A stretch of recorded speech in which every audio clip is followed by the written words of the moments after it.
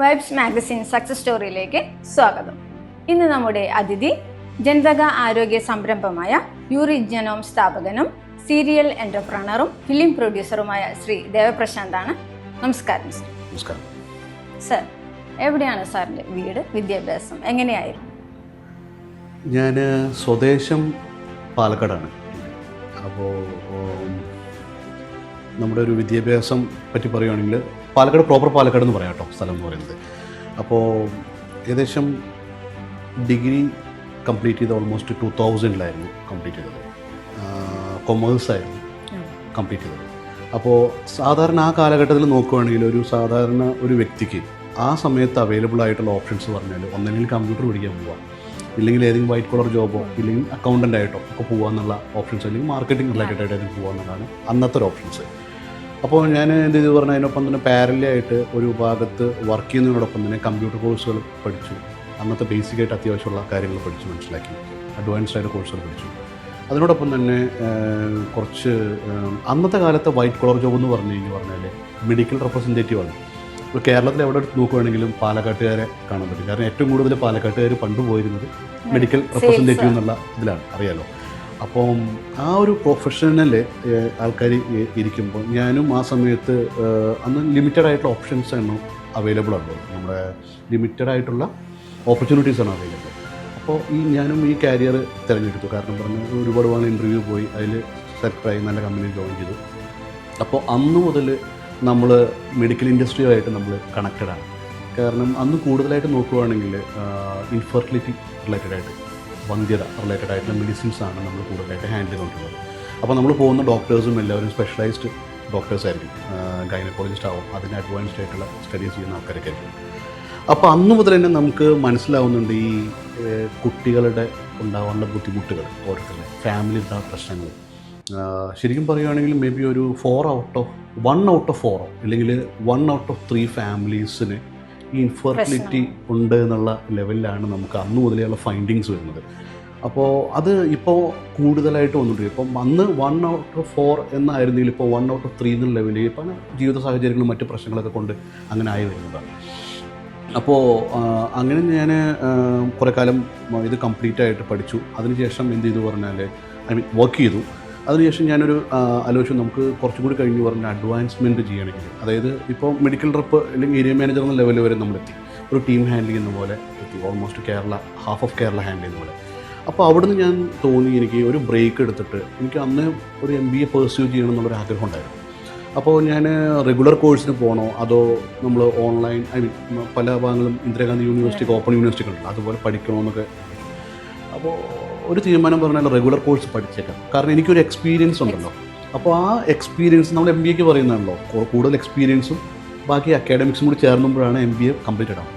അപ്പോൾ ഞാൻ അത് മനസ്സിലാക്കിയപ്പോൾ ഞാൻ റെഗുലറായിട്ട് കാലിക്കറ്റുള്ള ഫറൂഖ് കോളേജിൻ്റെ ഒരു സെൽഫ് ഫിനാൻസിങ് കോളേജ് ഫിംസ് എന്ന് പറഞ്ഞിട്ട്, അപ്പം ഫിംസിലെ ഫസ്റ്റ് ബാച്ചായിട്ട് ഞാനത് ജോയിൻ ചെയ്തു. മാറ്റ് എക്സാമൊക്കെ എഴുതി അങ്ങോട്ട് പോയി. അപ്പോൾ നമ്മളിവിടെ നല്ല സാലറി വാങ്ങിക്കൊണ്ടിരിക്കുന്ന സമയത്ത് വീണ്ടും നമ്മൾ പോയിട്ട് സ്റ്റുഡൻ്റ് എന്നുള്ള ലെവലിലാവുമ്പോൾ ഉള്ളൊരു ബുദ്ധിമുട്ടുണ്ടല്ലോ, അതൊക്കെ നമ്മൾ ഒരുപാട് സ്ട്രഗിൾ ചെയ്തു. പിന്നെ ഒരു ഏജ് മിസ്മാച്ച് എന്നൊക്കെ പറയില്ലേ, നമ്മൾ ഒരു 2-3 പേര് നമ്മുടെ ഏജ് ഗ്രൂപ്പിലുണ്ട്, 5-6 പേരുണ്ടെങ്കിലും ബാക്കി എല്ലാവരും പാസ് ഔട്ടാണ്. അപ്പോൾ നമ്മൾ ആ ലെവലിലേക്ക് കോപ്പപ്പ് ചെയ്യാൻ കുറച്ച് ബുദ്ധിമുട്ടായി. അപ്പോൾ നമ്മൾ കുറേ കാര്യങ്ങൾ മനസ്സിലാക്കി, ലൈഫിൻ്റെ ബുദ്ധിമുട്ടുകൾ എന്തൊക്കെയാണെന്നെല്ലാം വീണ്ടും റിഫ്രഷ് ചെയ്ത് റീസ്റ്റാർട്ട് ചെയ്യുന്ന ലെവലായിരുന്നു. അത് കഴിഞ്ഞ് MBA റെഗുലർ കോഴ്സ് പാസ്സായി നല്ല ഒരു കമ്പനിയിൽ കിട്ടി. അപ്പോൾ തന്നെ ഞാൻ അത് കഴിഞ്ഞ് ചെറിയൊരു ബ്രേക്കിൽ ജോയിൻ ചെയ്ത് അന്ന് ഈ റീറ്റെയിൽ സെക്ടർ ബൂമിങ് ആയിരുന്നു. അപ്പോൾ റീറ്റെയിൽ സെക്ടറിൻ്റെ ബൂമിങ് ആയതുകൊണ്ട് ഞാൻ ആദിത്യ ബിർള ഗ്രൂപ്പിൻ്റെ ഓപ്പറേഷൻസിനാണ് ഞാൻ ജോയിൻ ചെയ്തത്. പക്ഷേ എനിക്ക് കൂടുതൽ ഈ മെഡിക്കൽ റിസർച്ചിന് റിലേറ്റഡ് ആയിട്ട് ഫാർമസ്യൂട്ടിക്കലൊക്കെ ഉള്ളതുകൊണ്ട് എനിക്ക് അതിൽ കൂടുതൽ പോകണമെന്നൊരു ആഗ്രഹം ഉണ്ടായിരുന്നു. അപ്പോൾ ആ സമയത്താണ് ഈ ഇന്ത്യയിൽ ആദ്യമായിട്ട് ഒരു റിസർച്ച് ഇൻസ്റ്റിറ്റ്യൂട്ട് ലോഞ്ച് ചെയ്യുന്നത്. അതായത് ലോകത്ത് ആദ്യത്തെ ടെസ്റ്റ് ട്യൂബ് ബേബി കേട്ടിട്ടുണ്ടല്ലോ, ടെസ്റ്റ് ട്യൂബ് IVF എന്ന് പറയും. IVF ടെക്നോളജി ലോകത്ത് ആദ്യമായി കണ്ടുപിടിച്ച ബ്രിട്ടീഷ് കമ്പനി ബോൺഹോൾ എന്നാണ് കമ്പനിയുടെ പേര്. അത് ഇന്ത്യയിലേക്ക് ആദ്യമായിട്ട് ലോഞ്ച് ചെയ്യാൻ പറ്റുമായിരുന്നു. അപ്പോൾ അവരുടെ ആദ്യത്തെ റിസർച്ച് ഇൻസ്റ്റിറ്റ്യൂട്ട് നമ്മൾ ഫോം ചെയ്തത് കൊച്ചിയിൽ തേവരയിലായിരുന്നു. അപ്പോൾ അതിൽ നമ്മൾ കാരണം അതൊരു അഡ്വാൻസ് ടെക്നോളജിയാണ്, ഇവിടെ ആൾക്കാർക്ക് അതിനെപ്പറ്റി കൂടുതൽ അറിയില്ല. ട്രീറ്റ്മെൻറ്റ് കൊടുക്കുന്ന സ്റ്റാൻഡേർഡ്സ് എല്ലാം ഭയങ്കര ഇൻ്റർനാഷണൽ ലെവലാണ്. ബ്രിട്ടീഷ് കമ്പനിയുടെ അതേ സ്റ്റാൻഡേർഡിലാണ് കൊടുക്കുന്നത്.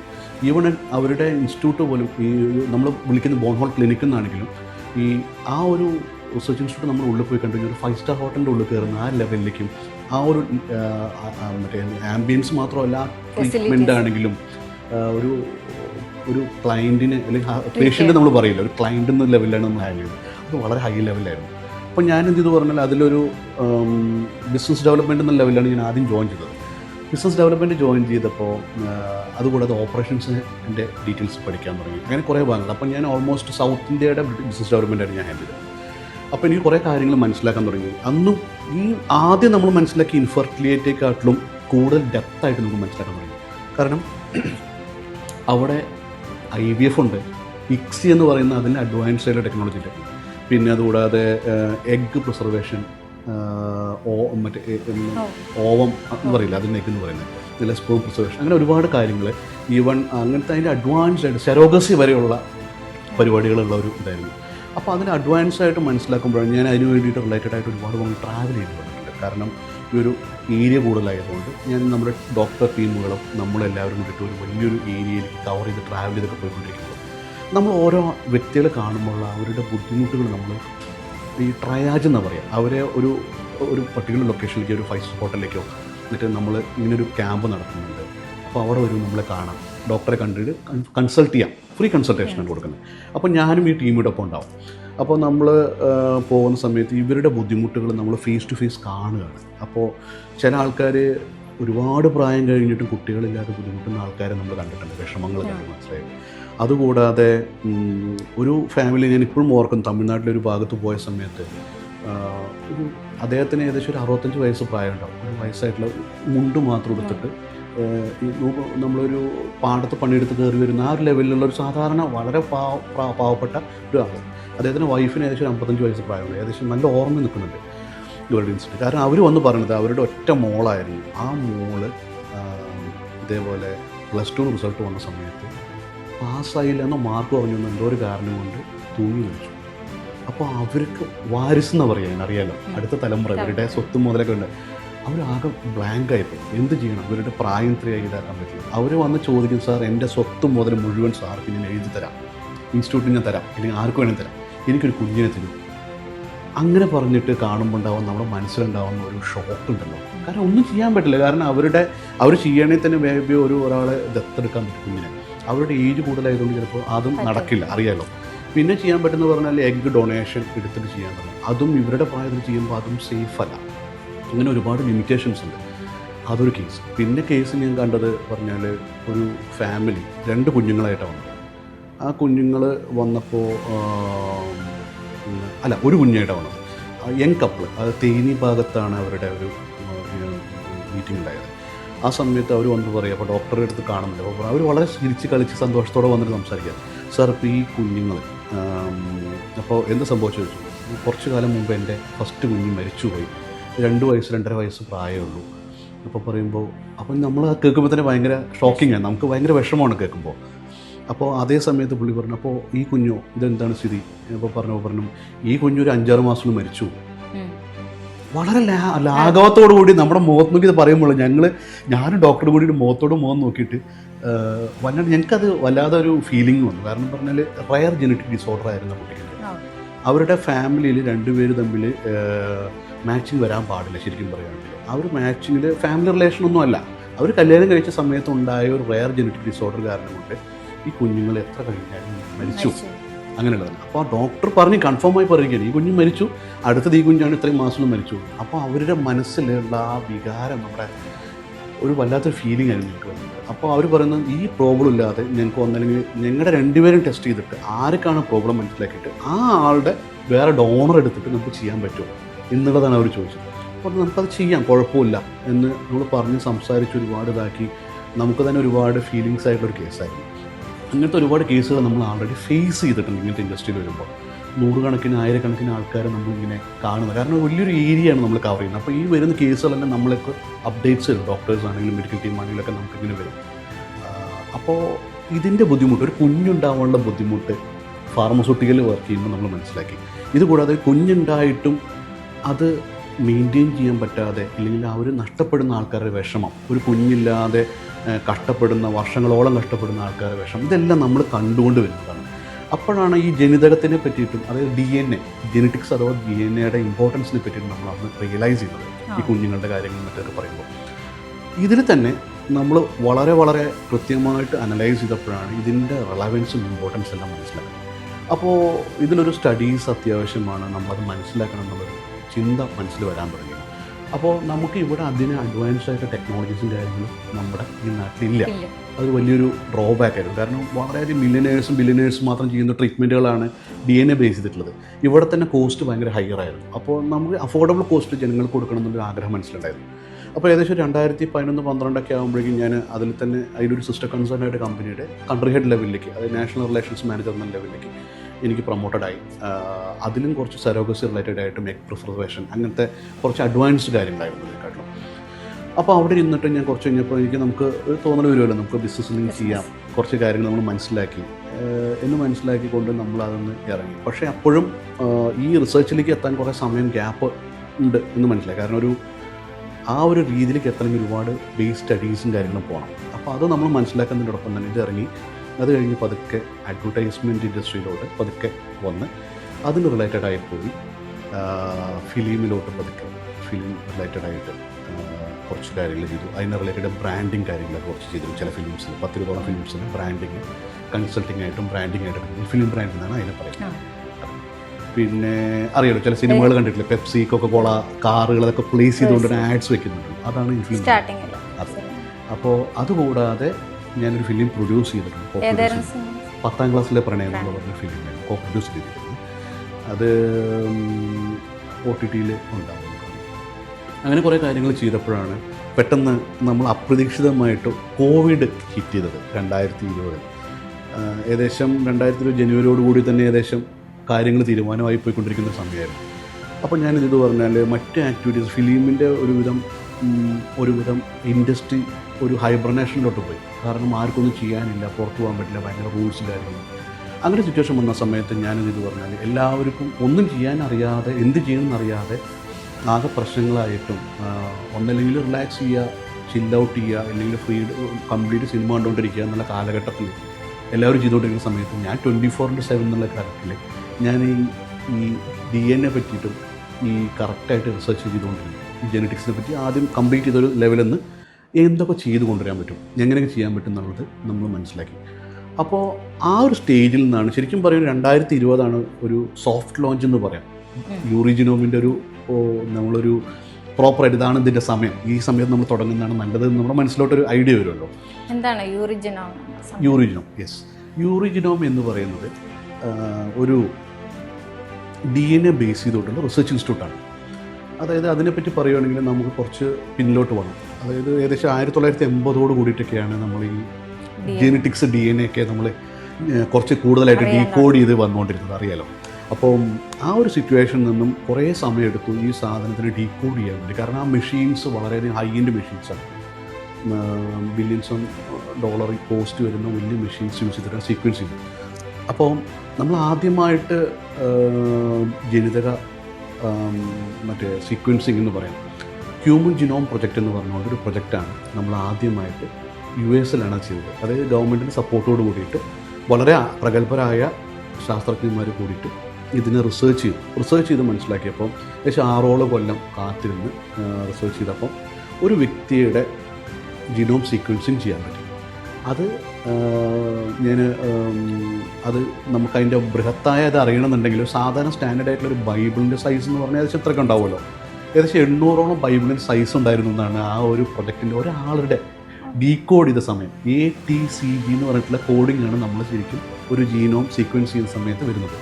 ഈ സാധനത്തിൻ്റെ റിപ്പോർട്ട് എന്ന് പറഞ്ഞാൽ ഇതിന് പല കോമ്പിനേഷൻസാണ് ഈ റിപ്പോർട്ട് എന്ന് പറയുന്നത്.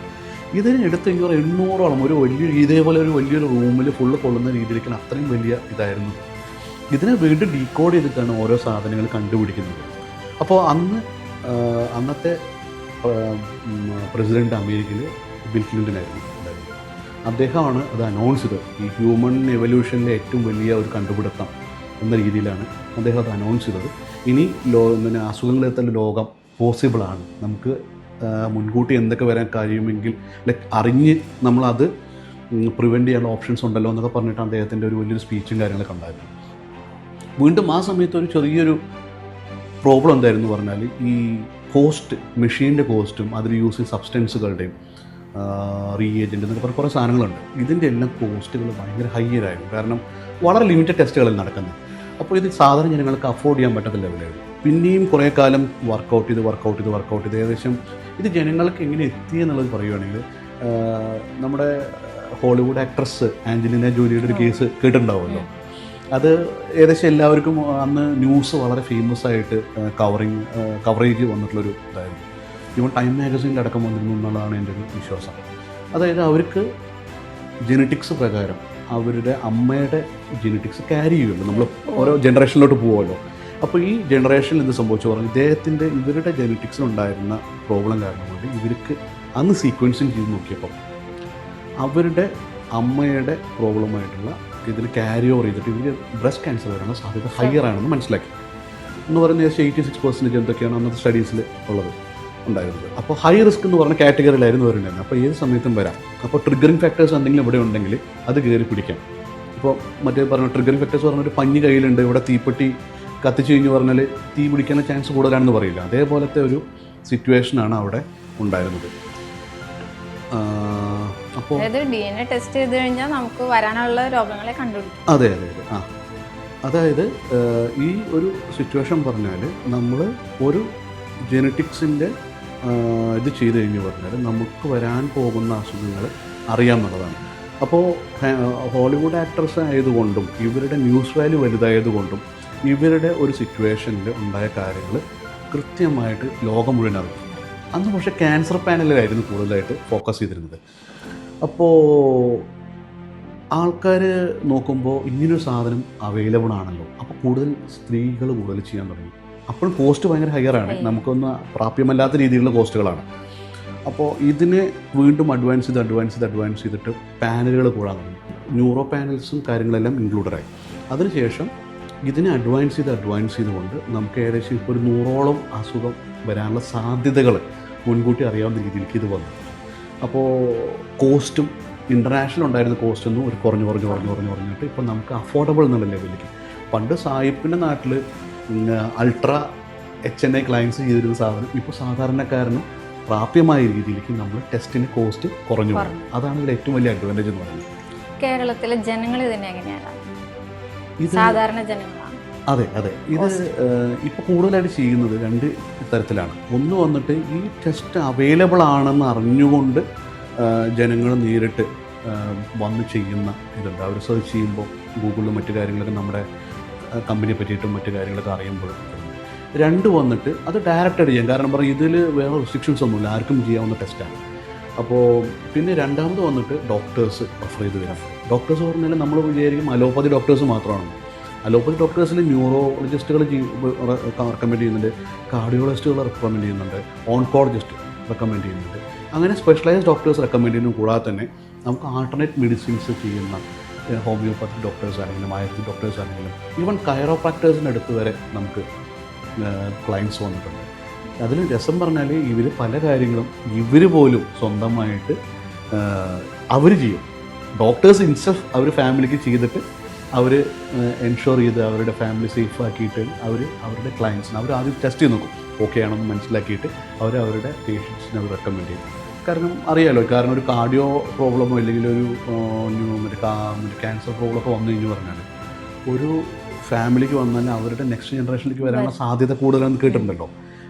ഡയബറ്റിക്സ് ഇതുപോലെ പോകുന്ന കേസാണ്. അപ്പോൾ ഇതെല്ലാം ആൾക്കാർക്ക് ടെൻഷൻ കൂടുതലായിരിക്കും. അപ്പോൾ ഇത് ഒഴിവാക്കാൻ എന്തെങ്കിലും മാർഗം ഉണ്ടോ എന്നുള്ളതാണ് ഡോക്ടർമാരുടെ ഭാഗത്താണെങ്കിലും ഇവരുടെ ഭാഗത്താണെങ്കിലും ചിന്ത. കാരണം ഒരു അമ്മയ്ക്ക്, ഇപ്പോൾ എൻ്റെ പരിചയമുള്ള ഒരു ഫാമിലിയിലെ അമ്മയ്ക്ക് ത്രോട്ട് ക്യാൻസർ വന്നിട്ടാണ് മരിച്ചത്. അവർ ആക്ച്വലി നല്ല പ്രായത്തിൽ 10-70 വയസ്സിലാണ് വന്നത്.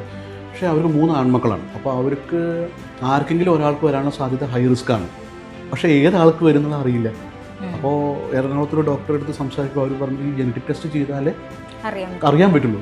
എന്നിട്ട് ആ ആൾ ആ ട്രിഗറിങ് ഫാക്ടേഴ്സ് ഒഴിവാക്കി കറക്റ്റ് ചെയ്ത് കഴിഞ്ഞ് പറഞ്ഞാൽ ബാക്കി ലൈഫ് സ്റ്റൈൽ കറക്ഷൻസും ഡയറ്റ് കറക്ഷൻസും എന്തൊക്കെ ടെസ്റ്റ് ചെയ്യുന്നതൊക്കെ പറഞ്ഞ് മനസ്സിലാക്കി ചെയ്ത് കഴിഞ്ഞ് പറഞ്ഞാൽ കറക്റ്റായി പോയിക്കോളും. അതാണ് അതിലൊരു അഡ്വാൻറ്റേജ് പറയുന്നത്. ഇത് കേരളത്തിലെ ജനങ്ങൾ മനസ്സിലാക്കി വരുന്നുണ്ട്. കാരണം കേരളത്തിലെ ജനങ്ങൾ പ്രബുദ്ധരാണ്, ഇൻ്റലിജൻ്റാണ്. എഡ്യൂക്കേഷൻ ക്വാളിഫിക്കേഷൻസ് ഉണ്ട്, അത്യാവശ്യം എല്ലാത്തിനെയും മനസ്സിലാക്കുന്ന, എന്ത് കിട്ടിയാലും അതിനെപ്പറ്റി മനസ്സിലാക്കുന്ന ആൾക്കാരാണ്. അപ്പോൾ അങ്ങനത്തെ ആൾക്കാർക്ക് ഇങ്ങനൊരു സംഭവം വരുന്ന സമയത്ത് അതിനെ മനസ്സിലാക്കിക്കൊണ്ട് അതിനെ പൂർണ്ണമായും സ്വീകരിച്ച് കൊണ്ടുവരുന്നുണ്ടെന്നുള്ളതാണ് ഒരു വലിയ സന്തോഷകരമായ വാർത്ത. കാരണം ഇത് ഒരു ലൈഫ് സേവർ മൂവ്മെൻറ്റാണ്, അല്ലെങ്കിൽ ലൈഫ് ചേഞ്ചിങ് മൂവ്മെൻറ്റ് എന്ന ലെവലിൽ തന്നെയാണ് ഈ സാധനം വരുന്നത്. അപ്പോൾ നിങ്ങൾക്ക് നല്ല റെസ്പോൺസാണ് വരുന്നത്. ആദ്യമൊക്കെ ആൾക്കാർക്ക് പേടിയുണ്ടായിരുന്നു. കാരണം ഇത് മുൻകൂട്ടി അറിഞ്ഞു കഴിഞ്ഞു പറഞ്ഞാൽ എനിക്ക് ടെസ്റ്റ് ചെയ്ത് അസുഖം ഉണ്ടെന്ന് അറിഞ്ഞു, അത് എങ്ങനെ നിങ്ങൾ അവരെ ട്രീറ്റ് ചെയ്യുന്നു? അതായത് ട്രീറ്റ് അല്ല നമ്മൾ ചെയ്യുന്നത്, നമ്മൾ ആക്ച്വലി ഗൈഡ് ലൈൻസ് ആണ് നമ്മൾ ചെയ്യുന്നത്. കാരണം ഇപ്പോൾ ഫോർ എക്സാമ്പിൾ ഇപ്പോൾ താങ്കൾ ടെസ്റ്റ് ചെയ്തുകൊണ്ടിരിക്കും.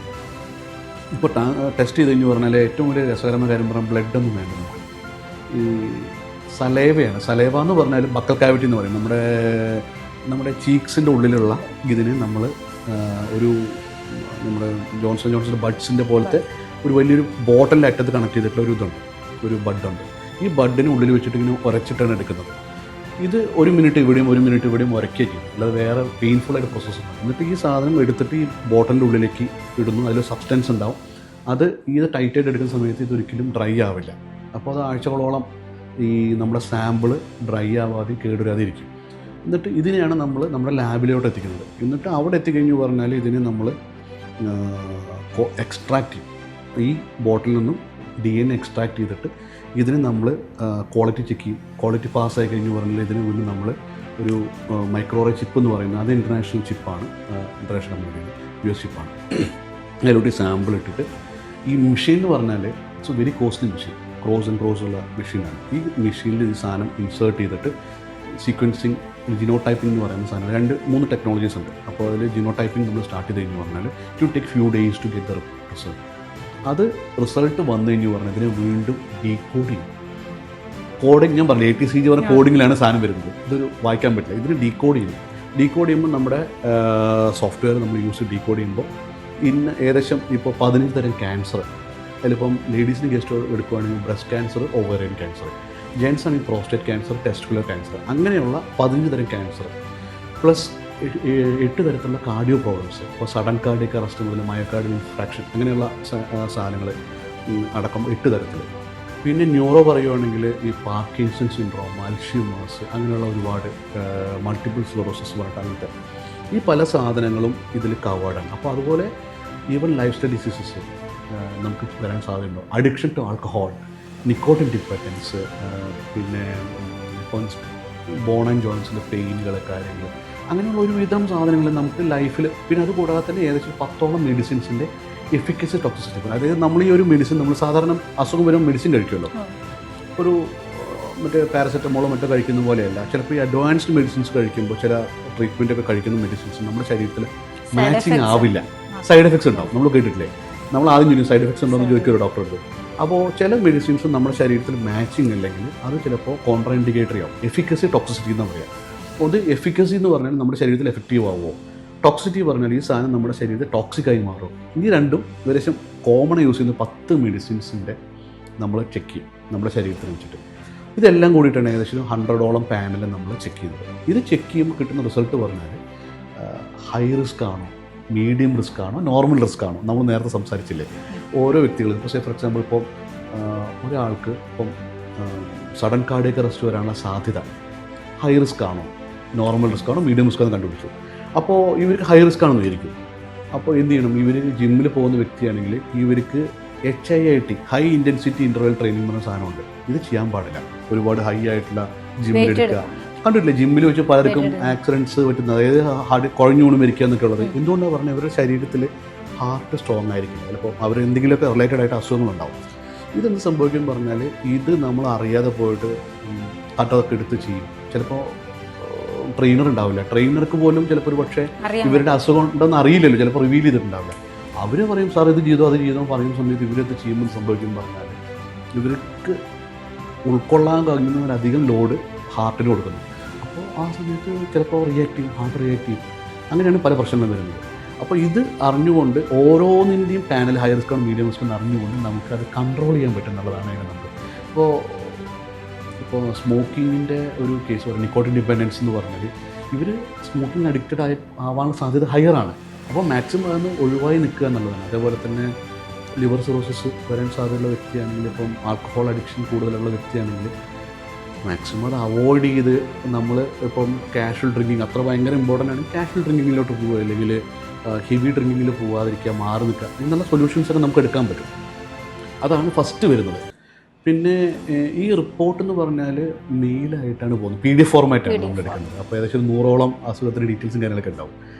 അതിനുശേഷം ഇതിനെ നമ്മൾ മെയിൽ കിട്ടി കഴിഞ്ഞ് പറഞ്ഞാൽ നമ്മൾ ഫ്രീ ആയിട്ട് നമ്മളൊരു കൗൺസിലിംഗ് ഒരു പ്രൊവൈഡ് ചെയ്യും. അപ്പോൾ അതിൽ യൂസ് ചെയ്യുന്നത് നമ്മൾ സർട്ടിഫൈഡ് ആയിട്ടുള്ള ജെനറ്റിക് കൗൺസിലേഴ്സാണ്. അതായത് ഒരു ഡോക്ടേഴ്സ് ആവാം, ചിലപ്പോൾ ബയോടെക്നോളജി പാസ്സായിട്ടുള്ള ആൾക്കാരായിരിക്കും, അങ്ങനെ ക്ലിനീഷ്യൻസ് ആയിരിക്കും. അപ്പോൾ ഇതിൽ സെൻട്രൽ ഗവൺമെൻറ്റിൻ്റെ കോഴ്സ് പാസ്സായിട്ടുള്ള ആൾക്കാരാണ് കൗൺസിലിംഗ് കൊടുക്കുന്നത്. അത് ഏത് ലാംഗ്വേജിലും നമ്മൾ കൊടുക്കും, ഈവൻ മലയാളത്തിൽ വരെ നമ്മുടെ കൗൺസിലേഴ്സ് ഉണ്ട്. അപ്പോൾ ഇവരെന്ത് ചെയ്യും പറഞ്ഞാൽ ഈ റിപ്പോർട്ടിനെടുത്ത് പറയും, ഒരു സെഷൻ കൊടുക്കും, ഒരു ½ hour to 1 hour സെഷൻ കൊടുക്കും. അപ്പോൾ അവർ ഓൺലൈനാണ്, അതാണ് ഏറ്റവും വലിയ അഡ്വാൻറ്റേജ്, ഓൺലൈനാണ്. അപ്പോൾ അഡ്വാൻറ്റേജ് പറഞ്ഞാൽ എവിടെയുള്ള, നമ്മുടെ നേരത്തെയും പറഞ്ഞല്ലോ സാമ്പിള് ബ്ലഡ് അല്ലാത്തതുകൊണ്ട് എവിടേക്കും ചെയ്യാം, കാരണം ഞങ്ങളുടെ ഇൻ്റർനാഷണൽ ക്ലയൻസ് ഞങ്ങൾക്ക് ഒരുപാടുണ്ട്. അപ്പോൾ നമ്മൾ അയച്ചു കൊടുക്കുമ്പോൾ ആ ഒരു സാമ്പിളെടുത്ത് നമുക്ക് തിരിച്ചേക്കും, നോർമൽ കൊറിയറിൽ അയക്കാവുന്നതാണ്, വേറെ പ്രത്യേകിച്ച് ഈ മറ്റേ ഐസ് പാക്കിങ് അങ്ങനത്തെ ഒന്നും ആവശ്യമില്ല. അപ്പോൾ ഇത് വന്നു കഴിഞ്ഞ് പറഞ്ഞാൽ ഇപ്പം ഫോർ എക്സാമ്പിൾ UAE-ലുള്ളൊരു ക്ലയൻ്റ് ആണെങ്കിൽ നമ്മൾ അവരുടെ കംഫർട്ടബിൾ ലാംഗ്വേജിൽ ഇംഗ്ലീഷോ ഹിന്ദിയോ ഏത് റീജിയൻ ലാംഗ്വേജ് ആണെങ്കിലും നമ്മൾ ആ ലാംഗ്വേജിൽ നമ്മൾ കൊടുക്കുമ്പോൾ ഇവർ ½ hour to 1 hour അവരോട് ചോദിക്കും, സാർ ആ റിപ്പോർട്ട് ഓപ്പൺ ചെയ്ത് വയ്ക്കൂ, എന്നിട്ട് ഇത് ഓരോന്ന് ഡീകോഡ് ചെയ്ത് കൊടുക്കും, സാർക്ക് ഇന്ന പ്രോബ്ലം ഹൈ റിസ്ക് ആണ് സാർ. അപ്പോൾ ഇതുകൂടാതെ തന്നെ നമ്മൾ ഫസ്റ്റ് സാമ്പിൾ എടുക്കുമ്പോൾ അവരുടെ ഒരു ഹെൽത്ത് ഹിസ്റ്ററി നമ്മൾ ഫില്ല് ചെയ്യും. ഈ ഫില്ല് ചെയ്തും വെച്ച് കമ്പയർ ചെയ്യുമ്പോൾ അപ്പോൾ സാറിൻ്റെ ഹെൽത്ത് ഹിസ്റ്ററി പ്രകാരം സാറിൻ്റെ ഫാമിലിയിൽ ഇന്ന ആൾക്ക് ഇന്ന അസുഖമുണ്ട്, അപ്പോൾ 3 പേർക്ക് ഇപ്പോൾ ക്യാൻസർ പ്രോബ്ലം ഉണ്ടല്ലോ, ഇന്നതൊക്കെ അഫക്റ്റ് ചെയ്തിട്ടുണ്ടല്ലോ, അപ്പോൾ സാർ ഒരു കാര്യം ചെയ്യും, സാറിൻ്റെ പ്രകാരം ഈ സാധനം ഹൈ റിസ്ക് ആണ്, അപ്പോൾ സാർ ഇതൊന്ന് ശ്രദ്ധിക്കണേ എന്ന് പറഞ്ഞുകൊണ്ട് നമ്മളത് പറഞ്ഞ് മനസ്സിലാക്കി കൊടുക്കും കൗൺസിലേഴ്സ്. അപ്പോൾ എന്ത് സംഭവിക്കും പറഞ്ഞാൽ ഇവർക്ക് അത് വെച്ച് കറക്റ്റ് ചെയ്യാനുള്ള ഒരു മെഷർ കിട്ടും. അപ്പോൾ ഇത് കഴിഞ്ഞ ശേഷം നമ്മൾ എന്ത് ചെയ്യും പറഞ്ഞാൽ ഈ കൗൺസിലിംഗ് കഴിഞ്ഞില്ലേ, ½ hour to 1 hour സെഷൻ കഴിഞ്ഞാൽ വീണ്ടും ഒരു 1 weekനുള്ളിൽ ഫസ്റ്റ് റിപ്പോർട്ട് കിട്ടാൻ 30 days എടുക്കും കേട്ടോ. 2 weeks to 1 month first report വരാൻ എടുക്കും, കാരണം വലിയ ലോങ് പ്രോസസ് ആയതുകൊണ്ട്. അതിനുശേഷം ഇത് വന്നു കഴിഞ്ഞു പറഞ്ഞാൽ ഇതൊരു നമ്മുടെ ഏകദേശം ഒരു 1 weekൽ സെക്കൻഡറി റിപ്പോർട്ട് വരും. ഈ സെക്കൻഡറി റിപ്പോർട്ട് വന്നു കഴിഞ്ഞു പറഞ്ഞാൽ ഇതും ഏകദേശം ഒരു അതിൽ നമ്മൾ ആക്ഷൻ പ്ലാൻ റിപ്പോർട്ട് എന്നാണ് പറയുന്നത്. ഈ ആക്ഷൻ പ്ലാൻ റിപ്പോർട്ടിൽ അവർക്ക് 5 തരത്തിലുള്ള സാധനങ്ങളുണ്ടാവും. ഒന്ന് അസുഖത്തിൻ്റെ പേര്, പിന്നെ അതിന് ഇൻഡിക്കേഷൻസ്, അതായത് സിംറ്റംസ് ഉണ്ടല്ലോ. ഇപ്പോൾ എല്ലാവർക്കും കാർഡിയക് അറസ്റ്റിൻ്റെ സിംറ്റംസ് അറിയാം, പക്ഷേ ക്യാൻസർ സിംറ്റംസ് അറിയില്ല. അങ്ങനെ പല രോഗങ്ങളും നമ്മൾ അറിയുന്നില്ലല്ലോ. അപ്പോൾ ഈ അറിയാത്ത രോഗങ്ങൾ സിംറ്റംസ് നമുക്ക് പറഞ്ഞു. അതുകൂടാതെ നമ്മൾ കറക്റ്റ് ചെയ്യേണ്ട ലൈഫ് സ്റ്റൈൽ കറക്ഷൻസ് എന്തൊക്കെയാണ്, ഡയറ്റ് കറക്ഷൻസ് എന്തൊക്കെയാണ്, ഏതെങ്കിലും ടെസ്റ്റുകൾ ഫർദറായി ചെയ്യേണ്ട ആവശ്യമുണ്ട്, ക്ലിനിക്കൽ ടെസ്റ്റുകളുണ്ടല്ലോ, അപ്പോൾ ബ്ലഡ് ടെസ്റ്റ് അങ്ങനത്തെ കാര്യങ്ങളൊക്കെ, ECG അങ്ങനത്തെ കാര്യങ്ങളൊക്കെ ചെയ്യേണ്ട ആവശ്യമുണ്ട്, ഏത് ഡോക്ടറെ കാണണം, ഏത് സ്പെഷ്യലിസ്റ്റിനെ കാണണം, ഇതെല്ലാം അതിൽ കൃത്യമായിട്ടുണ്ടാവും. അപ്പോൾ അഡ്വാൻറ്റേജ് പറഞ്ഞാൽ ഈ ഒരു റിപ്പോർട്ട്, സെക്കൻഡറി റിപ്പോർട്ട് എന്ന് പറയുന്ന ഈ ആക്ഷൻ പ്ലാൻ റിപ്പോർട്ട് അല്ലെങ്കിൽ post genetic counselling recommendation report എന്ന് പറഞ്ഞ ഈ റിപ്പോർട്ട് കിട്ടിയാൽ തന്നെ ഇവർക്ക് ഈ 2 റിപ്പോർട്ടും ഉണ്ടാവും. ഈ 2ാമത്തെ റിപ്പോർട്ടിൽ കിട്ടിയ തരത്തിലുള്ള ഇതാണ് ശരിയായ ജാതകം എന്ന് പറയുന്നത്, അവരുടെ ഹെൽത്ത് ജാതകം. ഇത് വെച്ച് കൃത്യമായിട്ട് അവർ ആക്ഷൻ പ്ലാൻ എടുത്തു കഴിഞ്ഞാൽ അവരുടെ ലൈഫ് ഒരുവിധം സേഫ് ഗാർഡ് ചെയ്തിട്ട് കൃത്യമായി കൊണ്ടുപോകും. ഞാനിപ്പോൾ നമ്മൾ ഈ കുറേ കാലത്തിൽ ഒരു 5 കൊല്ലത്തിൽ നമ്മൾ നോക്കുകയാണെങ്കിൽ 3 വയസ്സ് മുതൽ 93 വയസ്സ് വരെയുള്ള ക്ലയൻസ് നമുക്കുണ്ട്. നമുക്ക് 3 വയസ്സ് മുതൽ ടെസ്റ്റ് ചെയ്യാം. ഏത് പ്രായത്തുകാർക്കും ടെസ്റ്റ് ചെയ്യാം, കാരണം സാമ്പിളിൽ മറ്റേ ചേഞ്ച് വരുന്നു, വേറെ വ്യത്യാസം വരുന്നു, DNA ചേഞ്ച് വരുന്നല്ലോ. കാരണം പറഞ്ഞാൽ മ്യൂട്ടേഷൻ വരുന്നത് പോലും വളരെ റയറസ്റ്റ് ഓഫ് റയറസ്റ്റ് കേസുകളാണ് വരുന്നത്. അപ്പോൾ നമുക്കറിയാമല്ലോ ഈ DNA പ്രത്യേകത നമുക്കറിയാമല്ലോ. അതിൽ ഈ മ്യൂട്ടേഷൻ, അതായത് ജനിതക വ്യതിയാനം വരാനുള്ള സാധ്യത വളരെ കുറവാണ്. സാധാരണ വ്യക്തികൾക്ക് റയറായിട്ട് സംഭവിക്കുന്ന കേസാണ്. May be over period of time, ചിലപ്പോൾ അടുത്ത ജനറേഷനിലൊക്കെയാണ് കൂടുതലായിട്ട് വരുന്നത്. അപ്പോൾ എപ്പോഴും ജീവിതത്തിൽ ഒരിക്കൽ ചെയ്യുന്നത് എപ്പോഴും നമ്മളൊന്ന് സേഫ് ഗാർഡ് ചെയ്യുക എന്നുള്ളതാണ്. ഇപ്പം സാധാരണ പറയാറുണ്ട്, ബിസിനസ് ചെയ്യുന്ന ആൾക്കാർ പറയാറുണ്ടല്ലോ, കാൽക്കുലേറ്റഡ് റിസ്ക് എന്ന് പറയുന്നൊരു കാര്യം. അതേപോലെ തന്നെയാണ് ജീവിതത്തിൽ നമ്മൾ കാൽക്കുലേറ്റഡ് റിസ്ക് എടുക്കണം എന്നുള്ളതാണ് നമ്മൾ പറയുന്നത്. ഇൻഷുറൻസ് എടുക്കുക എന്നൊക്കെ പറയുന്ന പോലെ അതൊരു സപ്പോർട്ടിംഗ് ഫാക്ടർ ആണല്ലോ. എന്തെങ്കിലും സംഭവിക്കുകയാണെങ്കിൽ പലതരത്തിലുള്ള ഇൻഷുറൻസ് ഉണ്ട്. അതേപോലെ നമ്മൾ കാർ എടുത്ത് ഓടിക്കുന്ന സമയത്ത് നമ്മൾ കാറിൽ ബ്രേക്ക് ഉണ്ടോ എന്ന് കൺഫേം ചെയ്തില്ലേ നമ്മൾ എടുത്ത് ഓടിക്കുമല്ലോ, അറ്റ്ലീസ്റ്റ് ഒന്ന് എൻഷുർ ചെയ്യുമല്ലോ. നമുക്ക് സ്പീഡിൽ പോകുന്നതിന് മുമ്പ് നമ്മളൊന്ന് എൻഷുർ ചെയ്ത ശേഷം ചെയ്യുക എന്നുള്ളത്. നമ്മുടെ ലൈഫ് അത്രയും ഫാസ്റ്റാണ്. ഫാസ്റ്റ് പേസിൽ പോകുന്ന സമയത്ത് തന്നെ നമുക്കൊരു പ്രശ്നമില്ല എന്നുള്ളത് എൻഷുർ ചെയ്ത് കഴിഞ്ഞ് പറഞ്ഞാൽ ചിലപ്പോൾ ഒരു പക്ഷേ നമ്മൾ ബ്രെഡ് വിന്നർ ആയിരിക്കാം. ആ ബ്രെഡ് വിന്നർക്ക് സംഭവിക്കുന്ന ഏതൊരു പ്രോബ്ലവും ആ ഫാമിലീനെ മൊത്തം എഫക്റ്റ് ചെയ്യാം. അപ്പോൾ എപ്പോഴും കുറച്ചെങ്കിലും പൈസ ഉണ്ടെങ്കിൽ, കുറച്ചെങ്കിലും മനസ്സുണ്ടെങ്കിൽ, കുറച്ച് കാര്യങ്ങൾ നമ്മൾ മുൻകൂട്ടി കൺട്രോൾ ചെയ്യാനുള്ളൊരു നമ്മുടെ മനസ്സുണ്ടെങ്കിൽ ചെയ്യണമെന്നാണ് ഞാൻ സജസ്റ്റ് ചെയ്യുന്നത്. എല്ലാവരും നിർബന്ധമായും ചെയ്യേണ്ടതാണെന്നുള്ള എൻ്റെ ഒരു പേഴ്സണൽ സജഷൻ. കാരണം അത് മാത്രമല്ല, എൻ്റെ പേഴ്സണൽ സജഷൻ മാത്രമല്ല, ഡോക്ടേഴ്സും സജസ്റ്റ് ചെയ്യുന്നത്, റെക്കമെൻഡ് ചെയ്യുന്നത്. അതുകൊണ്ടാണല്ലോ ഈ ഇത്രയും പറയുന്ന ആൾക്കാരും അവരുടെ റിലേറ്റീവ്സും അവരൊക്കെ വന്നിട്ട് നമ്മൾ ചെയ്യുന്നത്. അപ്പോൾ ഓരോ ഇൻസിഡൻറ്റ് നമ്മൾ ജീവിതത്തിൽ കാണുമ്പോൾ ഈ ഓരോ എന്തെങ്കിലും മറക്കാനാവാത്ത അനുഭവങ്ങളുണ്ട്. ഉണ്ട് ഒരുപാട് ഇൻസിഡൻസ് ഉണ്ട്. ഇങ്ങനെ 1-2 ഞാൻ കോട്ട് ചെയ്യാം, ഒരുപാട് ദീർഘിപ്പിക്കുന്നില്ല. കാരണം ഒന്ന് വന്നിട്ട് ഒരു കുട്ടിയാണ്, പെൺകുട്ടിക്ക് ഒരു 17 വയസ്സ് 16-17 വയസ്സൊക്കെ പ്രായമുള്ളൂ. അപ്പോൾ ആ കുട്ടിയുടെ വീട്ടിൽ അവരുടെ അമ്മ ഒരു കുറച്ച് കാലം മുമ്പ്, ഒരു ഫ്യൂ ഇയേഴ്സ് ബാക്ക് അവർ എക്സ്പയർഡ് ആയിപ്പോയിരുന്നു, മരിച്ചു പോയിരുന്നു. അതൊരു മേജർ റീസണാണ് പറഞ്ഞാൽ കാർഡിയോ പ്രോബ്ലം റിലേറ്റഡ് ആയിട്ട് പ്രോബ്ലം ആയിരുന്നു. അതുകൂടാതെ തന്നെ ആ കുട്ടിയുടെ സിസ്റ്റർ, ചേച്ചി, അതും ഇതേപോലെ കുറച്ച് മാസങ്ങൾക്ക് മുമ്പ് മരിച്ചുപോയി. അപ്പോൾ ഈ ഡോക്ടർ സജസ്റ്റ് ചെയ്തിട്ടാണ് നമുക്ക് വന്നത്, കാർഡിയോളജിസ്റ്റാണ് സജസ്റ്റ് ചെയ്തത്. അപ്പോൾ അവരുടെ പ്രോബ്ലം പറഞ്ഞാൽ ഈ കുട്ടിക്കും ടെൻഷനായി തുടങ്ങി. കാരണം ഈ സെയിം DNA കാരിയറാണല്ലോ വരുന്നത്. അപ്പോൾ ഈ കുട്ടിക്ക് പ്രശ്നങ്ങളൊന്നും സംഭവിക്കുകയോ ഞാനാണോ അടുത്തതെന്നുള്ള ലെവലിൽ ടെൻഷൻ ഭയങ്കരമായിട്ട് വരാൻ തുടങ്ങി. അപ്പോൾ എന്ത് സംഭവിച്ചു പറഞ്ഞാൽ, ഇത് ഡോക്ടർ സജസ്റ്റ് ചെയ്ത് നമ്മൾ വന്ന് ടെസ്റ്റ് ചെയ്തപ്പോൾ ആ കുട്ടിക്ക് അങ്ങനത്തെ ഒരു പ്രോബ്ലം ഉണ്ടായിരുന്നില്ല. ആ റിലേറ്റഡ് ആയിട്ടുള്ള ആ കുട്ടിയുടെ ഭാഗ്യമാണ്. കാരണം പറഞ്ഞാൽ ഈ ജനിതക എന്ന് പറയുന്ന സാധനം തന്നെ DNA സ്ട്രക്ചർ, സ്ട്രാൻഡ്, ഇതെല്ലാം കാര്യം വരുമ്പോൾ ഒരു പക്ഷേ ഇവർക്കായിരിക്കില്ല, ചിലപ്പോൾ ആ മൂത്ത ആൾക്കാർക്ക് ചിലപ്പോൾ ഒരു പക്ഷേ അതിൻ്റെ റിലേറ്റഡ് ആയിട്ടുള്ള ഡിസീസസിൻ്റെ കാരിയറായിട്ട് വന്നിട്ടുണ്ടാവും, ജെറ്റ് കാരിയറിൽ. ഈ കുട്ടിക്ക് വന്നിട്ടില്ല. ഈ കുട്ടിക്ക് അതുകൊണ്ട് എന്ത് സംഭവിച്ചു പറഞ്ഞാൽ, ആ റിസൾട്ട് വന്ന ശേഷം ആ കുട്ടി ഭയങ്കര ഹാപ്പിയാണ്. ഞാൻ പറഞ്ഞു, ബേസിക്കായിട്ട് ഡോക്ടറെ കണ്ട് ഇൻഷുറൻസിൻ്റെ കാര്യങ്ങൾ നോക്കി ഇത് റിപ്പോർട്ട് കൊണ്ടുപോയി ഡോക്ടറെ സബ്മിറ്റ് ചെയ്യാൻ പറഞ്ഞു. ആ ഡോക്ടർ ബാക്കി കാര്യങ്ങൾ ഏതെങ്കിലും ഡിപ്പാർട്ട്മെൻറ്റിൽ കൊണ്ടുപോകണം. ഇനി അതിൻ്റെ റിപ്പോർട്ടിൻ്റെ കാര്യങ്ങൾ സീക്രസി ഉള്ളതുകൊണ്ട് നമ്മൾ പറയാൻ പാടില്ല. പക്ഷേ ഇഷ്യൂസ് എന്തെങ്കിലും അതിൽ നോട്ട് ചെയ്യപ്പെടുകയാണെങ്കിൽ ഇന്ന സാധനം പോയിട്ട് ഇന്ന ഡോക്ടറെ പോയി കണ്ട ശേഷം അവരുടെ ആക്ഷൻ പ്ലാൻ, ഇന്ന ടെസ്റ്റുകൾ ചെയ്യും, ഇന്ന കാര്യങ്ങൾ ചെയ്യുമെന്ന് പറഞ്ഞിട്ട് അവർ കൊണ്ടുപോകാമല്ലോ. അപ്പോൾ ആ ഒരു പ്ലാൻ ഓഫ് ആക്ഷൻ അവർ കൊടുത്തപ്പോൾ കൃത്യമായിട്ട് അവർ ഇംപ്ലിമെൻറ്റ് ചെയ്ത് കറക്റ്റായിട്ട് പോകുന്നുണ്ട് എന്നതാണ് ഞാൻ അറിയാൻ. ഒരുപാട് ഇതേപോലെ തന്നെ ഒരു ഫാമിലിയിൽ രണ്ടാമത്തെ ഇൻസിഡൻറ്റ് പറയുകയാണെങ്കിൽ, അവരുടെ ലേറ്റ് മാരേജ് ആയിരുന്നു അദ്ദേഹം ചെയ്തിരുന്നത്. അപ്പോൾ അദ്ദേഹത്തിനുണ്ടായ കുഞ്ഞ് ഏകദേശം 40+ ആയപ്പോഴാണ് കുഞ്ഞ് ജനിച്ചിട്ട് ഇതായത്. അപ്പോൾ ഒരു 40-45 ആകുമ്പോഴേക്കും എനിക്ക് തോന്നുന്നു പുള്ളിക്ക് അറിഞ്ഞുകൊണ്ട് നമ്മൾ ടെസ്റ്റ് ചെയ്യാൻ വന്നു. അപ്പോൾ ടെസ്റ്റ് ചെയ്തപ്പം അദ്ദേഹത്തിനൊരു പാനലിൽ കുറച്ച് ഹൈ റിസ്ക് ഉണ്ടായിരുന്നു. അപ്പോൾ എന്ത് സംഭവിച്ചു പറഞ്ഞു, ഈ ഇദ്ദേഹത്തിനൊരു ടെൻഷൻ. കാരണം പറഞ്ഞാൽ ഞാനൊരു ലേറ്റ് മാരേജാണ്, എൻ്റെ കുഞ്ഞുങ്ങൾ എത്രയേ ആയിട്ടുള്ളൂ, അപ്പോൾ എനിക്കെന്തെങ്കിലും സംഭവിച്ചു എന്ന് പറഞ്ഞാൽ പ്രോബ്ലം ആവുമോ എന്നുള്ളതാണ് ആദ്യ കൺസേൺ.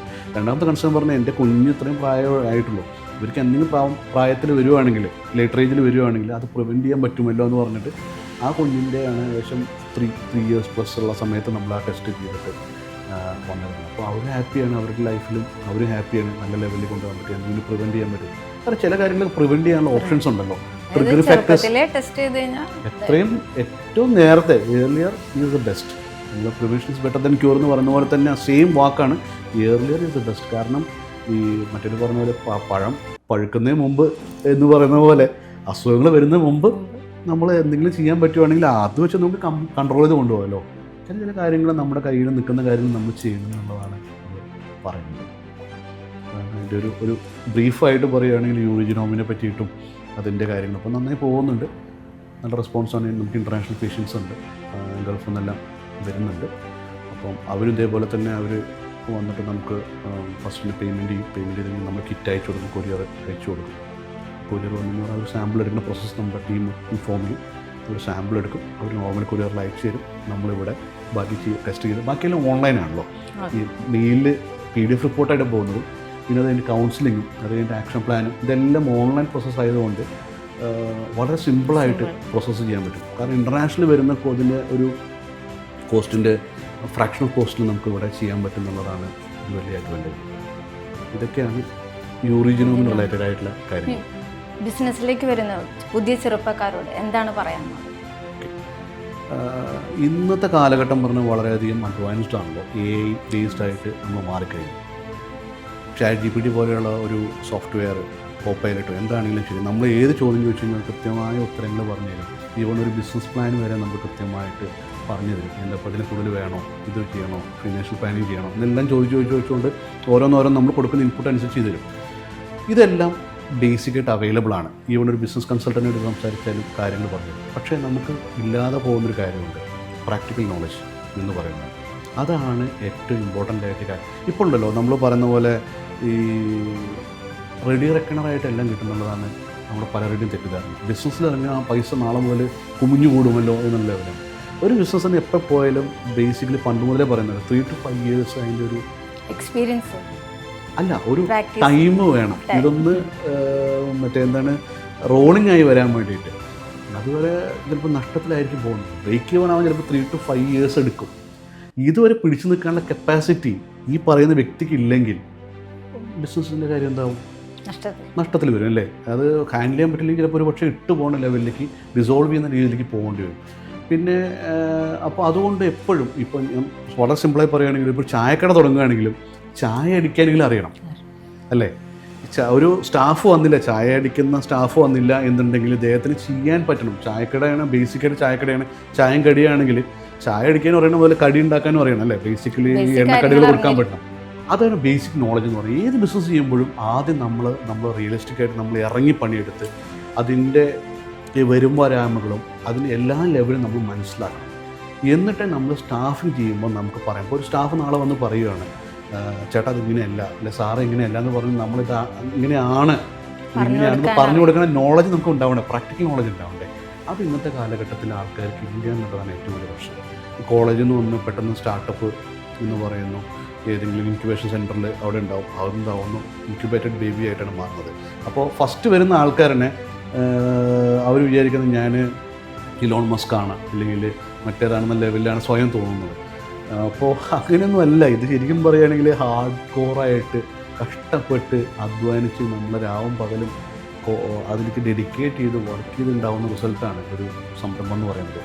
ഇത് ഒരിക്കലും ഒരു ഈസി ഗോയിൽ കിട്ടുന്നൊരു സാധനമല്ല എന്നുള്ളതാണ്. ബാക്കിയെല്ലാം ഓട്ടോമാറ്റഡ് റെഡി. പിന്നെ അതുപോലെ തന്നെ ഒരു ബിസിനസ്സിൻ്റെ ഐഡിയ ഇപ്പോഴത്തെ ഒരു കാലഘട്ടത്തിൽ പറഞ്ഞാൽ ഒരു ലിമിറ്റഡ് ടൈമിൽ വർക്കൗട്ട് ചെയ്യാൻ പറ്റുന്നുള്ളൂ, പണ്ടത്തെ പോലെയല്ല. കാരണം പണ്ട് പറഞ്ഞാൽ പണ്ട് 100 years വന്ന ചേഞ്ച് ഒരു over period of time 10 years മാറി. ആ 10 year ഡീക്കേഡ് ചേഞ്ച് വന്നു. അതിനുശേഷം അത് പോയിട്ട് ഒരു 7 years, 8 years, 5 years ലെവലിലേക്ക് ചേഞ്ച് വരാൻ തുടങ്ങി. ഇപ്പോൾ ഒരു മാസം കഴിയുമ്പോൾ ടെക്നോളജി മാറുന്ന രീതിയിലേക്കാണ് നമ്മൾ മാറിക്കൊണ്ടിരിക്കുന്നത് അല്ലേ. പണ്ട് ഒരു 100 വർഷം ഉണ്ടായിരുന്ന ചേഞ്ചാണ് ഒരു പക്ഷേ ഇപ്പോൾ കൊറോണ വന്ന ശേഷം ഒരുപാട് അഡ്വാൻസ്മെൻറ്റ് വന്നല്ലോ. ഒന്ന് നോക്കും, നമ്മൾ കുട്ടികൾ പണ്ട് മൊബൈൽ നോക്കുന്ന സമയത്ത് ചീത്ത പറയുന്ന ആൾക്കാർ മൊബൈൽ നോക്കി പഠിക്കാനാണല്ലോ പറഞ്ഞിരുന്ന കാലഘട്ടത്തിൽ. അപ്പോൾ ആ ഒരു ഡ്രാസ്റ്റിക് ചേഞ്ച് നമ്മുടെ ലൈഫിൽ വന്നു കഴിഞ്ഞു. ഇപ്പോൾ എല്ലാം ഡിജിറ്റലായി, ഇപ്പോൾ മറ്റേ യൂട്യൂബേഴ്സായി. ഒന്നും നമ്മളെപ്പോഴും പറയുന്നില്ല, ഒരു സിംഗിൾ ഇൻകം കൊണ്ട് നമ്മൾ പോവാൻ ചിന്തിക്കുന്നത് തന്നെ ഒരു വലിയൊരു ഫോൾട്ടാണ് ഇനി കാലഘട്ടത്തിൽ. കാരണം ഒരു ബാക്കപ്പ് ഇൻകം ഇല്ലെങ്കിൽ, ഒരു സൈഡ് ഇൻകം ഇല്ലെങ്കിൽ ഈ ഒരു കോസ്റ്റ് കയറുന്ന കാലഘട്ടത്തിൽ നമുക്ക് ജീവിക്കാൻ പറ്റില്ല. ഇപ്പോൾ എണ്ണയുടെ വില എത്രയാണ്, ഒരു ലിറ്റർ വെളിച്ചെണ്ണയുടെ വില എത്രയാണെന്ന് അറിയാലോ, 500 രൂപയുടെ അടുത്തെത്തി അല്ലേ. അപ്പോൾ ഈ കാലഘട്ടത്തിൽ 500 രൂപയുടെ എണ്ണ വാങ്ങിയിട്ട് 10 രൂപയുടെ പപ്പടം കാച്ചുന്ന ആൾക്കാരാണ് മലയാളികൾ നമ്മൾ പറയുന്നത്. പക്ഷേ 500 രൂപയുടെ സാധനം വാങ്ങേണ്ട കപ്പാസിറ്റി വേണമല്ലോ. അപ്പോൾ ഒരു കുടുംബം നടത്തണമെന്നുണ്ടെങ്കിൽ പണ്ടുണ്ടായിരുന്ന ചിലവിൻ്റെ 4 ഇരട്ടി 5 ഇരട്ടിയായി. അപ്പോൾ അഡീഷണൽ റവന്യൂ ഇല്ലെങ്കിൽ പറ്റില്ല. അതുപോലെ തന്നെ പാർട്ട്ണർ ഒപ്പം വർക്ക് ചെയ്യുക, അവരുടെ സപ്പോർട്ടും കോൺട്രിബ്യൂഷൻ കൊണ്ടുവരിക, ഇതിലൊക്കെയാണ് അതിലൊരു സൊല്യൂഷൻ എന്ന് പറയുന്നത്. അപ്പോൾ എന്തും പ്ലാറ്റ്ഫോം അറിഞ്ഞുകൊണ്ട് വേണം നമ്മൾ കളിക്കാൻ. അപ്പോൾ നമ്മൾ ചില വീഡിയോസ് കാണാറില്ലേ, ഒരു ചെറിയൊരു പ്ലാറ്റ്ഫോമിലുണ്ടാവും 4 പേരിക്കേണ്ട പ്ലാറ്റ്ഫോമിൽ നേതാക്കന്മാരെല്ലാവരും കൂടി കയറി വന്നിട്ട് എല്ലാം കൂടി തകർന്നു വീണ പോലെ അതേ സിറ്റുവേഷനാണ് ഇവിടെ ബിസിനസ്സിന് സംഭവിക്കുന്നത്. ആവശ്യമില്ലാത്ത ആൾക്കാർ മുഴുവൻ ആഡ് ചെയ്യുന്നത് വലിയൊരു പ്രശ്നമാണ്. മിനിമം ലെവലിൽ ചെയ്യുക, അതുപോലെ മിനിമൽ ഫോർമാറ്റിൽ ബിസിനസ് സ്റ്റാർട്ട് ചെയ്യുക. ആദ്യം തന്നെ കൊണ്ടുപോയിട്ട് പബ്ലിക് ലിമിറ്റഡ് കമ്പനി അല്ലെങ്കിൽ പ്രൈവറ്റ് ലിമിറ്റഡ് കമ്പനി ചെയ്യേണ്ട ആവശ്യമില്ല. സ്റ്റേജ് ബൈ സ്റ്റേജ് ചെയ്താൽ മതി. പിന്നെ എക്സ്പോഷർ കിട്ടി, ഇത് ഓക്കെ ആണെന്ന് മനസ്സിലാക്കി ഒരു ബേസിക് LLP വെച്ച് സ്റ്റാർട്ട് ചെയ്യാമല്ലോ. ഈ LLP വെച്ച് സ്റ്റാർട്ട് ചെയ്ത് ഇത് ഓക്കെ ആണോ, ഓക്കെ ഇത് പോകുന്നുണ്ടോ എന്ന് നോക്കി എല്ലാം ഓക്കെയാണ്. ഈ പാർട്ട്ണറുകൾ തമ്മിലുള്ള സിങ്ക് ഉണ്ടല്ലോ, ആ സിങ്കെല്ലാം സെറ്റ് ചെയ്ത് ഇതെല്ലാം ചെയ്ത ശേഷം മാത്രമേ ഇത് കൊണ്ടുപോകുന്നുള്ളതാണ് എൻ്റെ ഒരു സജഷൻ. ഞാൻ നേരത്തെ പറഞ്ഞ പാർട്ട്ണർ ലൈഫ് പാർട്ട്ണറാണ്, ഇപ്പോൾ പറഞ്ഞ പാർട്ട്ണർ ബിസിനസ് പാർട്ട്ണറാണ്. അപ്പോൾ ബിസിനസ് പാർട്ട്ണർ തമ്മിലുള്ള അലൈൻമെൻറ്റും പ്രോപ്പറായിട്ട് ഉണ്ടാവണം എന്നുള്ളതാണ് ഏറ്റവും ഇമ്പോർട്ടൻ്റ് ആയ കാര്യം.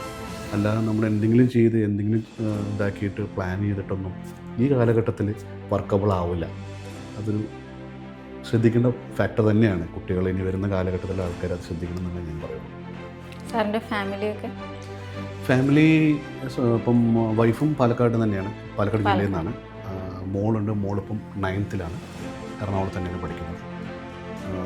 പിന്നെ പാരൻസ് എല്ലാം പാലക്കാട് തന്നെയാണ്. ബ്രദർ IBM വർക്ക് ചെയ്യുന്നത്, പുള്ളി എറണാകുളത്ത് തന്നെയാണ്. പുള്ളിയൊരു സിംഗറും കൂടിയിട്ടാണ്. അങ്ങനെ കുറച്ച് പരിപാടികളും കാര്യങ്ങളൊക്കെ ആയിട്ട് പോയിക്കൊണ്ടിരിക്കുന്നു. ഫാമിലി എങ്ങനെ ബിസിനസ്സിനെ സപ്പോർട്ട് ചെയ്യും? ഫാമിലി വൈഫ് ആക്ച്വലി സപ്പോർട്ടിങ്, വളരെയധികം സപ്പോർട്ടീവാണ്.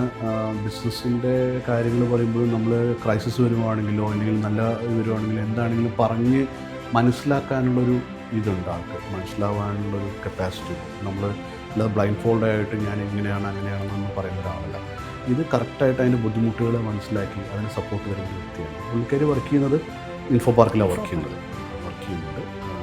അപ്പോൾ അതുകൊണ്ട് ഫുൾ ടൈം ഇൻവോൾവ് എന്ന് പറയുന്നില്ല. പക്ഷേ എന്നാലും നമ്മളൊരു സജഷൻ ചോദിക്കാനോ എന്നൊക്കെ ആകുമ്പോൾ നമ്മൾ അങ്ങോട്ടും ഇങ്ങോട്ടും സംസാരിച്ചൊക്കെ ചെയ്യുമ്പോൾ ഫുള്ളായിട്ട് സപ്പോർട്ട് തരുന്നുണ്ട്.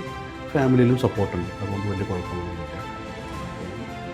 നമ്മളെല്ലാവരും സ്ട്രഗിൾ ചെയ്തിട്ട് തന്നെയാണ് ഈ ലെവലിൽ നമ്മളിപ്പോൾ കാണുന്ന ഇതിലേക്ക്. അപ്പോൾ ബാക്കിട്ട് നടക്കുന്ന ബുദ്ധിമുട്ടുകളൊന്നും ആരും അറിയുന്നില്ല. അപ്പോൾ നമ്മൾ ഏതൊരു വലിയൊരു വ്യക്തിനെ പറ്റി നമ്മൾ നോക്കുകയാണെങ്കിൽ അറിയാമല്ലോ, അവർ കാണുമ്പോൾ ഇന്ന ആളായല്ലോ. ഇപ്പോൾ ഇലോൺ മസ്കായി മാറാൻ വേണ്ടിയിട്ടുള്ള ട്രാൻസിഷൻസ് എത്രത്തോളം ബുദ്ധിമുട്ടുണ്ടാവും എന്നുള്ളത് അറിയാമല്ലോ. അത് അടുത്ത തലമുറയിലോട്ട് കൊടുക്കുന്ന ബിസിനസ് ആണെങ്കിൽ വലിയ പ്രശ്നം ഉണ്ടാവില്ല. ഇപ്പോൾ കാരണം ആൾറെഡി ഒരു ഹെഡ് സ്റ്റാർട്ട് ഉണ്ടാവും. നേരെ മറിച്ച് നമ്മളെല്ലാം സ്ക്രാച്ചിൽ നിന്ന് ബിസിനസ് സ്റ്റാർട്ട് ചെയ്ത ആൾക്കാരാണ്. അപ്പോൾ അതിൻ്റെതായ ബുദ്ധിമുട്ടുകൾ, പിന്നെ അതുപോലെ മൾട്ടിപ്പിൾ ബിസിനസ്, നേരത്തെ പറഞ്ഞു സീരിയൽ എൻ്റർപ്രണർ എന്ന് പറഞ്ഞില്ലേ. അപ്പോൾ ആ ഒരു സിറ്റുവേഷൻ നമ്മൾ ഹാൻഡിൽ ചെയ്യുമ്പോൾ ഉണ്ടാകുന്ന ബുദ്ധിമുട്ടുകൾ അറിയാമല്ലോ. അപ്പോൾ ഫിലിം റിലേറ്റഡ് ആയിട്ടുള്ള കുറേ വർക്കുകൾ നമ്മൾ ചെയ്യുന്നുണ്ട്. അതുകൂടാതെ തന്നെ റിസർച്ച് ഉണ്ട്. പിന്നെ അങ്ങനെ കുറേ റിലേറ്റഡ് ആയ പല ബിസിനസ്സുകളും നമ്മൾ ചെയ്യുന്നുണ്ട്. അപ്പോൾ അതിൻ്റെതായ വർക്കുകൾ വരുന്ന സമയത്ത് ഓൾമോസ്റ്റ് നമ്മൾ കംപ്ലീറ്റ്ലി ലോക്കായി പോകുക എന്നുള്ള സിറ്റുവേഷൻസാണ് നമ്മൾ വരുന്നത്. അപ്പോൾ നമ്മൾ ഫാമിലി ലൈഫും അതിനോടൊപ്പം ബാലൻസ് ചെയ്ത് കൊണ്ടുപോകാൻ പറ്റണം. അതൊക്കെ ഒരു ഞാനുമ്മ കളി എന്നാണ് പറയുന്നത്. ശരിക്കും പറയുകയാണെങ്കിൽ കൊണ്ടുപോകാൻ പറ്റും. അത് ശരിക്കും ഇതാണ് നമ്മൾ ശ്രദ്ധിക്കേണ്ടത്. ഇപ്പോൾ പുതിയ വരുന്ന തലമുറയാണെങ്കിലും ഒരു 5 കാര്യങ്ങൾ ഒരിക്കലും ഒരാൾക്ക് കിട്ടില്ല എന്ന് പറഞ്ഞിട്ടൊരു പണ്ടൊരു ഇതുണ്ടായിരുന്നു. ഫാമിലി, ഫിനാൻസ്, ഫ്രണ്ട്സ്, പിന്നെന്തോ ഒരു 5 കാര്യങ്ങളുണ്ട്. അപ്പോൾ ഇതിൽ ഏതെങ്കിലും ഒരു സാധനം മിസ്സാവും എന്നുള്ളതാണ് പറയുന്നത്. ചിലപ്പോൾ ഹെൽത്തായിരിക്കും മിസ്സാവുന്നത്. നമ്മളിതെല്ലാം മെയിൻറ്റെയിൻ ചെയ്യുമ്പോൾ ഉണ്ടാകുന്ന ഫോട്ടോ. അപ്പോൾ ഇതെല്ലാം ബാലൻസ് ചെയ്ത് കൊണ്ടുപോയി നല്ല ലെവലിലേക്ക് എത്തിച്ചു കഴിഞ്ഞ് പറഞ്ഞാൽ തന്നെ നമ്മളൊരുവിധം സക്സസ്ഫുൾ ആയി. ഒരാളും 100% പെർഫെക്റ്റ് അല്ല. അപ്പോൾ നമ്മുടെ ഫോൾട്ടുകളെ നമ്മൾ എത്രത്തോളം പോസിറ്റീവായി മാറ്റി കൊണ്ടുപോകാൻ പറ്റും എന്നുള്ളതാണ് അതിലെ ഏറ്റവും വലിയ ലൈഫിലെ അഡ്വാൻറ്റേജ് എന്ന് പറയുന്നത്. സീരിയൽ പ്രൊഡ്യൂസറും എൻ്റർപ്രണറുമായ സാറിൻ്റെ ഫ്യൂച്ചർ പ്ലാൻസ് എന്തൊക്കെയാണ്? യെസ്, ഫ്യൂച്ചർ പ്ലാൻസ് പറയുമ്പോൾ നമ്മൾ ഇപ്പോൾ ഈ യൂറിജിനോം നമ്മൾ പ്രൊമോഷൻസ് ഒന്നും അങ്ങനെ ഓവറായിട്ട് ചെയ്യാറില്ല. ഇതൊരു എത്തിക്കൽ കമ്പനിയാണ്. അപ്പോൾ നമ്മൾ ഓവറായിട്ട് അഗ്രസീവ് മാർക്കറ്റിംഗ് ചെയ്യാറില്ല. നമുക്ക് വരുന്ന ഡോക്ടേഴ്സും റെഫറൻസും അറിഞ്ഞു വരുന്ന ആൾക്കാരും അങ്ങനെയുള്ള ആൾക്കാരാണ്. അത് ഇബ്രോഡും വരുന്നുണ്ട്, ഇന്ത്യയിലും വരുന്നുണ്ട്. അപ്പോൾ ഒരു പാൻ ഇന്ത്യ ലെവലിലേക്ക് നമ്മളൊന്ന് എത്തിക്കണം എന്നുള്ളൊരു പ്ലാനുണ്ട്. പാൻ ഇന്ത്യയിലേക്ക് നമ്മൾ ഫുള്ളായിട്ട് കവറേജിങ് ആയിട്ടില്ല. അപ്പോൾ മേജർ സിറ്റീസിൽ പല ഭാഗങ്ങളും ഉണ്ടെങ്കിലും കുറച്ചും കൂടി എക്സ്പാൻഡ് ചെയ്തിട്ട് ഓൾ ഇന്ത്യ ലെവലിലേക്ക് ചെയ്യാവുന്ന രീതിയിലേക്ക് ഒരു കൂടുതലായിട്ട് ആൾക്കാർക്ക് എത്തുന്ന രീതിയിലേക്ക് ഒരു 1% ഓഫ് പോപ്പുലേഷനെങ്കിലും കവർ ചെയ്യാൻ പറ്റുന്ന രീതിയിലേക്ക്. ഇപ്പോൾ നമ്മുടെ പോപ്പുലേഷൻ 140 crore പ്ലസ് ഉണ്ടല്ലോ. അപ്പോൾ അറ്റ്ലീസ്റ്റ് 1% കവർ ചെയ്യുക എന്നുള്ളതാണ് നമ്മുടെ ഒരു ഡിസയർ എന്ന് പറയുന്നത്. അത് അതിലേക്ക് എത്താൻ പറ്റും എന്നുള്ളത് തന്നെയാണ് നമ്മുടെ ഇത്. പിന്നെ 2 വന്നിട്ട് നമ്മുടെ എൻ്റെ ഒരു ഡ്രീം എന്ന് പറയുന്നത് ഡിസീസ് ഫ്രീ വേൾഡ് എന്നുള്ളത്. കാരണം ഇത് നമ്മൾ മുൻകൂട്ടി കണ്ടുപിടിച്ച് കഴിഞ്ഞ് പറഞ്ഞാൽ അറ്റ്ലീസ്റ്റ് ഒരു സെർട്ടൺ ലെവൽ ഓഫ് ആൾക്കാർക്കെങ്കിലും, കുറച്ച് ആൾക്കാർക്കെങ്കിലും ഒരു ഡിസീസ് ഫ്രീ ആയിട്ട് ജീവിക്കാനുള്ളൊരു അവസരം ജീവിതത്തിൽ കിട്ടുന്നത് അതൊരു വലിയൊരു ബ്ലെസ്സിങ് ആണെന്ന് ഞാൻ വിചാരിക്കുന്ന ഒരാളാണ്. കാരണം ഡിസീസ് ഫ്രീ ഇത് ക്രിയേറ്റ് ചെയ്യാൻ പറ്റുമെങ്കിൽ അതൊരു ആഗ്രഹം. പിന്നെ പറയുകയാണെങ്കിൽ ഒരു ഫിലിം റിലേറ്റഡ് ആയിട്ട് കുറേ കാര്യങ്ങൾ നമ്മൾ പ്ലാൻ ചെയ്യുന്നുണ്ട്. അടുത്തൊരു സിനിമ ഡിസ്കഷൻ ഉണ്ട്, പക്ഷേ അതൊന്നും ഞാൻ ഫൈനലൈസ് ചെയ്യാനുള്ള ആയിട്ടില്ല. പല പ്രൊജക്റ്റുകൾ സംസാരിക്കുന്നുണ്ട്. പല സ്റ്റക്കായ ഫിലിംസ് പലരും അങ്ങനെ റീസ്റ്റാർട്ട് ചെയ്യാൻ പറ്റുമെന്ന് ചോദിക്കുന്ന ആൾക്കാരുണ്ട്. ഫ്രഷ് പ്രൊജക്റ്റ് ചോദിക്കുന്നുണ്ട്. പിന്നെ ബ്രാൻഡിങ്ങിന് തന്നെ വീണ്ടും ഇപ്പം നമ്മളിപ്പം ഈ കോവിഡ് വന്ന ശേഷം കുറച്ച് കാലം ഫിലിം ഇൻഡസ്ട്രി കുറേ സ്റ്റക്കായി പോയിരുന്നല്ലോ. അപ്പോൾ അതിനുശേഷം വീണ്ടും റീസ്റ്റാർട്ട് ചെയ്ത് 2021, 22 ആകുമ്പോൾ വീണ്ടും ഒന്ന് റീസ്റ്റാർട്ടായെങ്കിലും ഇപ്പോൾ ഓൾമോസ്റ്റ് ഫുൾ ഫ്ലഡ്ജഡ് ആയിട്ട് പോയിക്കൊണ്ടിരിക്കും. അപ്പോൾ നമ്മൾ പലരും പഴയ ആൾക്കാരെല്ലാവരും കാണുമ്പോൾ ഇപ്പോൾ നമുക്ക് എല്ലാ പ്രോഗ്രാംസിനും ഇൻവൈറ്റ്സും കാര്യങ്ങളൊക്കെ വരുന്നുണ്ട്. ഇപ്പോൾ അതിന് റിലേറ്റഡ് ആയിട്ട് നമ്മൾ ചെയ്യുന്ന സമയത്തുള്ള അതിൻ്റെ ഇൻവൈറ്റ്സും കാര്യങ്ങളൊക്കെ വരുമ്പോൾ അങ്ങനെ കുറേ പഴയ ബന്ധങ്ങൾ പുതുക്കാനും ഇൻഫിലിം ബ്രാൻഡിങ്ങിനെ പറ്റിയിട്ടുള്ള എൻക്വയറീസ് വരുന്നുണ്ട്. അങ്ങനെ പല കാര്യങ്ങളും അതിൽ റിലേറ്റഡ് ആയിട്ട് വരുന്നുണ്ട്. അപ്പം അതൊക്കെയാണ് ഒരു പ്രൊജക്റ്റ് എന്ന് പറയുന്നത്. പിന്നെ നമ്മളൊരു ആർമി അക്രഡിറ്റഡ് ആയിട്ടുള്ള ന്യൂസ് പേപ്പറിൻ്റെ എറണാകുളം ബ്യൂറോയുടെ നമ്മൾ ബിസിനസ് അസോസിയേറ്റ് ചെയ്തിട്ടുണ്ട് അവരുമായിട്ട്. അപ്പോൾ അതുമായിട്ട് നമ്മൾ അപ്പം അതിന് ബ്യൂറോ ചീഫ് എന്നുള്ള ലെവലിൽ കൂടിയിട്ട് ഞാനിവിടെ വർക്ക് ചെയ്യുന്നുണ്ട്. വർക്ക് ചെയ്യുക പറഞ്ഞാൽ ടാസ്ക് ഒന്നുമില്ല, പക്ഷേ എന്നാലും ഒരു ഓവറോൾ ഒന്ന് കൺട്രോൾ ചെയ്യുക, ഒന്ന് മോണിറ്റർ ചെയ്യുക എന്നുള്ള ലെവലിലേക്കുള്ള ഒരു ഇതാണ്. അതൊരു നല്ലൊരു കാരണം പറഞ്ഞാൽ നമ്മൾ എൻ്റർടൈൻമെൻറ്റ് റിലേറ്റഡ് ഇൻഡസ്ട്രിയാണ്. അപ്പോൾ പണ്ട് ഞാൻ പറയാം കമ്പ്യൂട്ടറൊക്കെ പഠിച്ചുകൊണ്ടിരുന്ന കാലഘട്ടത്തിൽ കുറച്ച് കാലം ACVയുടെ ന്യൂസ് റീഡറായിട്ട് കുറച്ച് കാലമൊക്കെ വർക്ക് ചെയ്തിട്ടുണ്ട്. അപ്പോൾ അതിൻ്റെയൊക്കെ നമുക്കതൊക്കെ അറിയാവുന്ന അഡ്വർടൈസിംഗ് ഇൻഡസ്ട്രിയൊക്കെ ആകുമ്പോൾ ഇത് ഓൾമോസ്റ്റ് എല്ലാം ഭയങ്കര കണക്റ്റഡ് ആണല്ലോ, ഡീപ്ലി കണക്റ്റഡ് ആണല്ലോ. അപ്പോൾ ഈ ന്യൂസ് കാര്യങ്ങൾ ഇതൊക്കെ ഭയങ്കര ഇഷ്ടമുള്ള സാധനങ്ങളാണ്. എൻ്റർടൈൻമെൻറ്റ് ഇൻഡസ്ട്രി ആണെങ്കിലും ശരി, ന്യൂസ് ഇൻഡസ്ട്രി ആണെങ്കിലും ശരി, ഹെൽത്ത് ഇൻഡസ്ട്രി ആണെങ്കിലും ശരി, ഇതൊക്കെ എന്നൊരു ഭയങ്കര പാഷനുള്ളതാണ്. അപ്പോൾ വീണ്ടും അതിനോട് റിലേറ്റഡ് ആയിട്ട് നമ്മൾ ചെയ്യാൻ പറ്റുന്ന ഒരു വലിയൊരു അഡ്വാൻറ്റേജാണ്.